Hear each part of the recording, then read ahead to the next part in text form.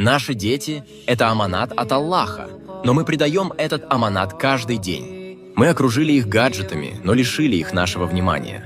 Мы даем им все материальное, но забываем о духовном богатстве. Каждая минута, проведенная без молитвы – это шаг в сторону шайтана.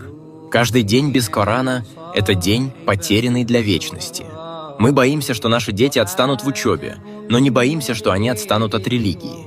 Мы учим их зарабатывать деньги, но забываем научить их зарабатывать награду от Аллаха. Наши дети тонут в море запретного, а мы стоим на берегу, уткнувшись в свои телефоны. Пробудитесь! Завтра мы встанем перед Аллахом, и Он спросит нас о каждом вздохе наших детей. Что мы ответим? Начните сегодня. Научите их любви к Аллаху. Научите их состраданию к творениям Аллаха. Научите их жить ради довольства Аллаха. Время уходит. Действуйте сейчас, пока не